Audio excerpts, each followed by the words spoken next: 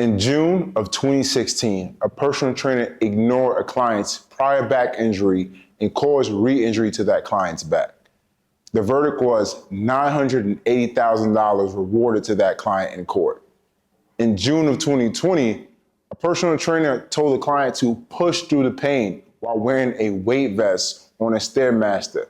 That client needed 2 surgeries on her back, resulting in $2.25 million awarded in court. Just this year, in March of 2025, a personal trainer is facing legal action brought on by the Attorney General for contract deception in their personal training gym.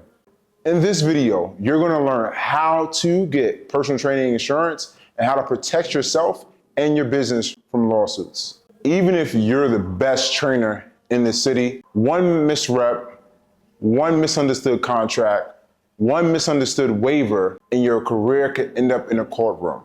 Personal training insurance is not optional. Let me explain. Personal training insurance is not optional. It's professional body armor. Car insurance for your commute, health insurance for your body, liability insurance for your livelihood. We pay insurance every day.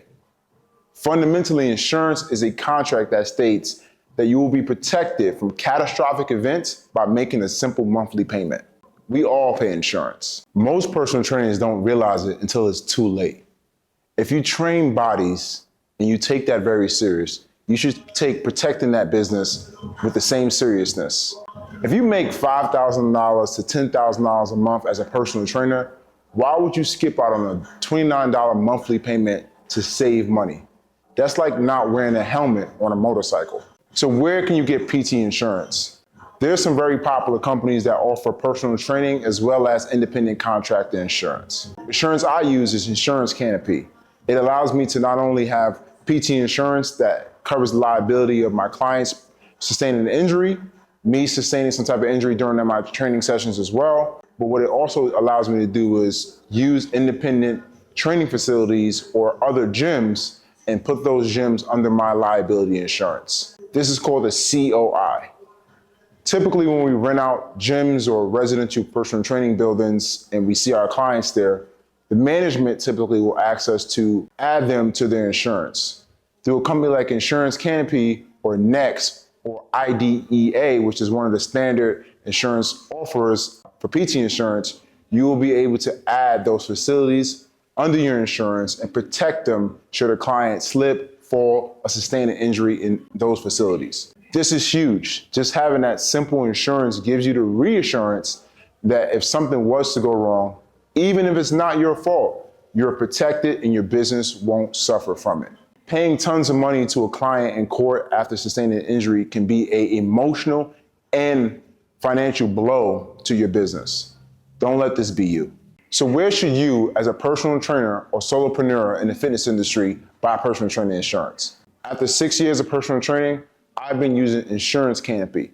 Insurance Canopy is a insurance that is very affordable and allows you to keep yourself and your clients covered in case something happens. It covers up to $3 million in liability. So if your client suffers an injury or some type of ailment during a training session, you are covered and you're not liable if anything happens to this client. What it also does is, which is pretty cool, is that if I'm using a residential gym as well as a personal training private gym, the management will typically ask me to have their gym insured. With Insurance Canopy, I can add those gyms underneath my liability waiver and protect the gyms and the management as well. This offers all-around protection for not only myself, my client, and the facilities I use. This will help my reputation have me as one of the more respectable and reliable trainers because I've covered all parties involved. Other insurance companies that are very notable are IDEA Insurance, Philadelphia Insurance, and Hiscox. Those insurance companies are notable and affordable for personal trainers and solopreneurs in the fitness space. Another important consideration when deciding what PT insurance you like to get is the population in which you serve. So seniors in the aging population, there's more of a fall risk and liability of falling. So professional liability should be good enough to cover that. For youth athletes, there is some level of parental involvement. So consent forms and waivers should be considered as well. If I'm working with professional athletes or just general population, There are typically other levels of insurance that's involved, so professional liability is good enough for this population as well. Now, if I'm working with pre and postnatal clients, there is some level of medical liability from conditions that may have been there before you began training them. Other endorsements may be considered here as well. For online personal training clients, it can seem like no insurance is needed, but some type of insurance is needed if there is some level of digital instruction as well as data collection. So cyber liability insurance is considered here as well. Lastly, if I teach group classes, there is some liability of space and equipment. So insurance that covers not only the equipment you use and the space you're renting out is a pretty smart decision when deciding the insurance company to go with. Your training population determines your risk, and your policy should reflect that. Now let's talk about risk management for smart trainers. One thing we use in commercial spaces is the PARQ. PARQ forms are a general collection of information that you ask the potential client before working with that person. This typically covers any medical history that a client may have prior to working with you. The next thing you want to maybe get signed is a waiver and just informed consent. This person needs to confirm that they are signing up and making an agreement to partner with you as their personal trainer. Next, you want to keep detailed notes of things that clients bring up, especially if they involve injury and prior history of exercise. Next, you want to inspect your training spaces and the equipment you use. One of the biggest risks for liability is faulty equipment and training spaces that may not be up to date and kept in good condition. These two aspects of personal training is typically not in your control, but it is your responsibility to stay on top of them. Lastly, stay up to date on latest education and science around personal training and the overall fitness industry.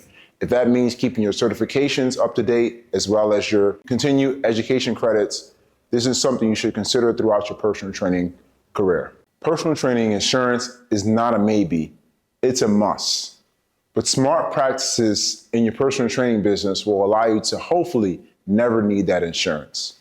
Being a personal trainer is a privilege. Training people is an even bigger privilege. Smart trainers know that there is liability that comes with being a personal trainer.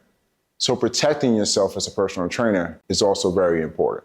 In this video, I covered how to get personal training insurance, the best insurance providers, as well as how to protect yourself and your business from liability and ending up in court facing lawsuits.